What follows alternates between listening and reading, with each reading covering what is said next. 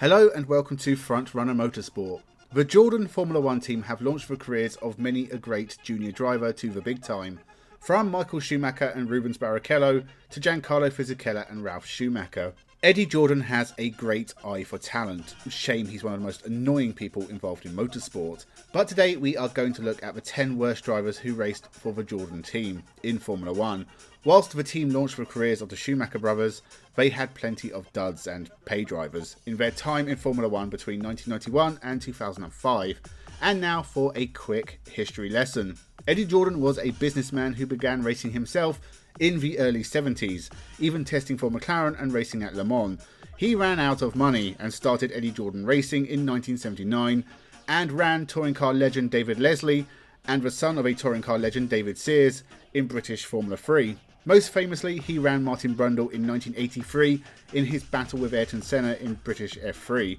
The team moved to International F3000 but didn't really have any success until 1988, when the likes of Johnny Herbert, Jean Alesi and Martin Donnelly won races in the next few years. In 1991, the team moved into Formula 1 with one of the best Formula 1 liveries of all time, and they would be around for the next 15 years. The modern day Aston Martin team could link its history to Jordan. Jordan sold up to Midlands in 2005, they became MF1 and then Spiker, and then sold their slot to Force India. When Lawrence Stroll purchased that team in 2018 to save it from annihilation, they didn't get to keep the original Jordan slot on the grid, so technically Jordan's history ends there, but maybe it does live on in spirit from a certain point of view.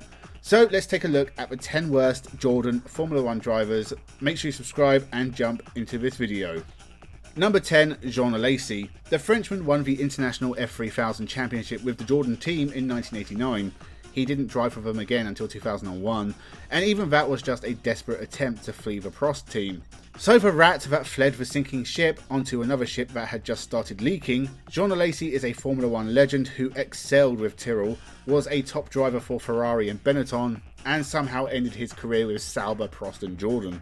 Prost in 2001 were a complete mess and about to fold, so Jean Alesi switched seats with Heinz-Harald and at least scored 1 point with Jordan, but otherwise his 5 races for the team were mediocre. Jordan weren't in a great place either at the time, and Alesi ended his career on lap 5 of the Japanese Grand Prix after contact with Kimi Raikkonen.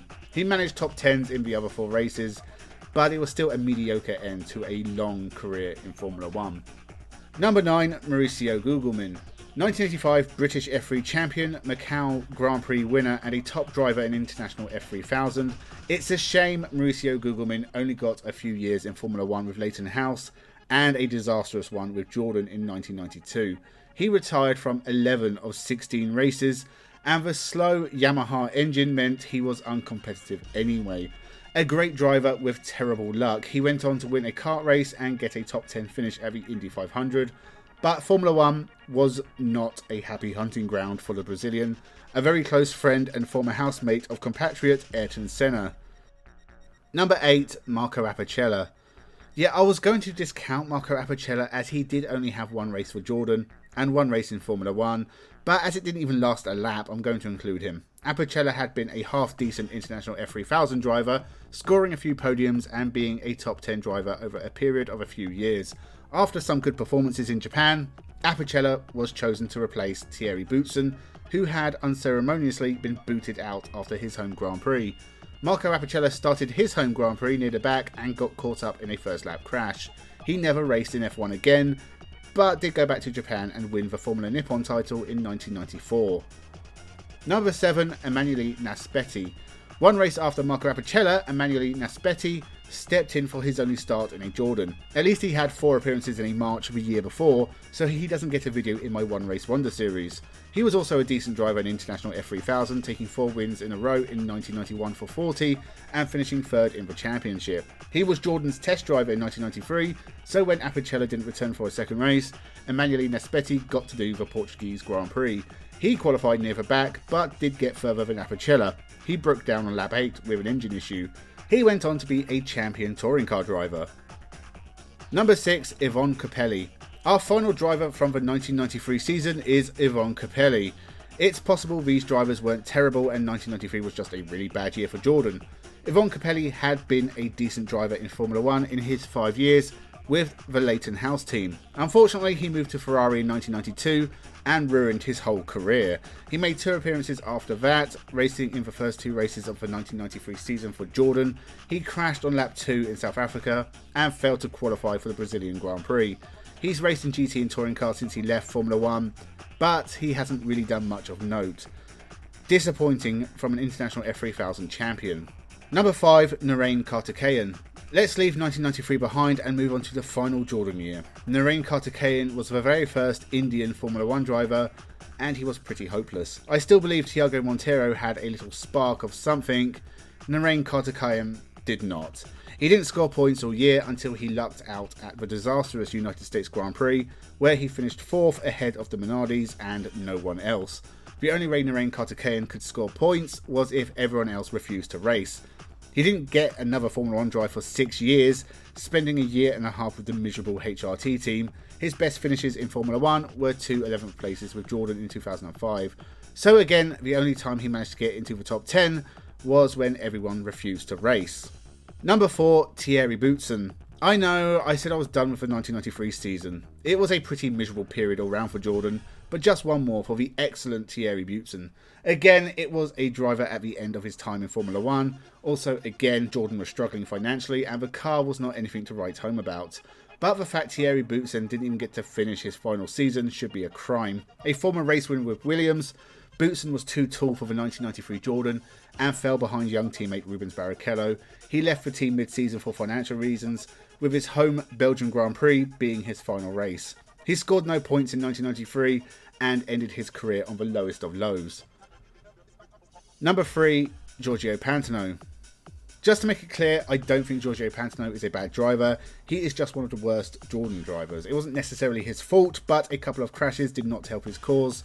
Money was the big issue, so he couldn't do a complete season and had to sit aside for Timo Glock, who also just happened to do a lot better than Pantano. He only finished 6 of 14 races, he didn't score any points. His best finishes were 13th at Sepang and the Nürburgring. He had been a top driver in International F3000, and he went on to win the GP2 Championship in 2008. He'd get a few races in IndyCar, but has seemingly been done with motorsport since 2014. He now owns his own karting team, a team that even manufactures their own chassis. Number 2, Zsolt Baumgartner. The only Hungarian Formula 1 driver, Zsolt Baumgartner made his Formula 1 debut for Jordan in Hungary. He was standing in for the injured Ralf Furman, but didn't do great. In the 2 races he did, he qualified at the back in both races, retired from the Hungarian Grand Prix, and finished 11th at Monza, albeit 2 laps down. He went on to race for Minardi in 2004, scoring points at the United States Grand Prix, where only 9 cars finished. He retired from racing shortly after. And number 1, Damon Hill. Yeah, I know he won a race and didn't exactly do as badly as many on this list, but Damon Hill did not live up to his very high standards. He only won a race because Coulthard and Schumacher collided, and the weather at Spa that day caused enough chaos for Jordan to get a 1-2. Even then, he was a dickhead in victory, making sure Ralf Schumacher wouldn't overtake him.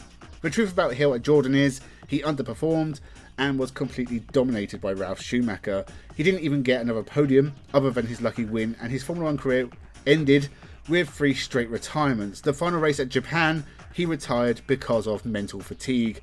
The former champion's time at Jordan was just a retirement tour, and he probably should have left Formula 1 after his title win in 1996. So that was the list of the worst 10 Formula 1 drivers who raced for the Jordan Formula 1 team. This is only based on their time at Jordan. Obviously, Damon Hill had a better Formula 1 career than Narain Karthikeyan. Do you agree or do you disagree? Let me know if you would swap anyone onto this list. Maybe you have a grudge against Aguri Suzuki and want to put him on this list for some reason. Or perhaps Bertrand Gachot getting arrested mid-season should have been enough to get him on this list. I'll do a top 10 best Jordan F1 drivers video at some point, so make sure you subscribe to the channel. Thank you for watching and have a good one.